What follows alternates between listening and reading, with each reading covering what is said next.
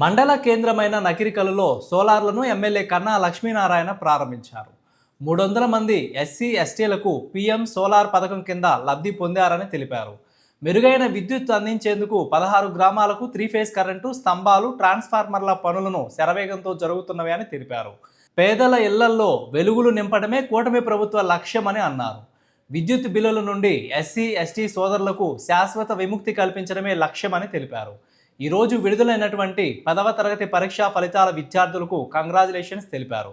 అలాగే ఫెయిల్ అయిన విద్యార్థుల మనసు బాధపడేలా తల్లిదండ్రులు మాట్లాడవద్దని తెలిపారు. ఈ కార్యక్రమంలో వివిధ హోదాలలో ఉన్న విద్యుత్ శాఖ అధికారులు, లబ్ధిదారులు, మండల, గ్రామ, కూటమి నాయకులు, కార్యకర్తలు తదితరులు పాల్గొన్నారు.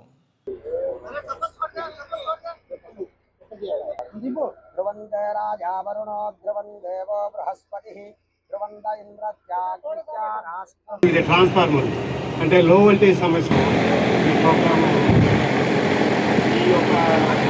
రెంట్ ఇస్తుంది.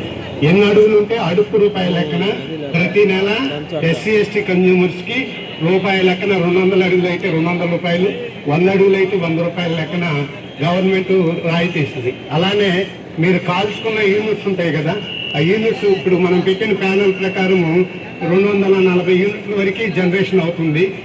ఏ విధంగా అయినా సరే ఎవరైనా పొరపాటున ఫెయిల్ అవడం జరిగితే ఎవరు అధైర్యపడద్దు.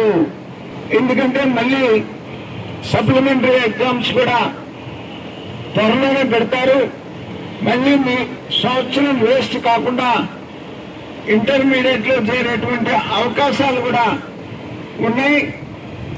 అందుకని ఏ విద్యార్థిని కూడా పొరపాటున కనుక ఫెయిల్ అయితే అధైర్యపడద్దు.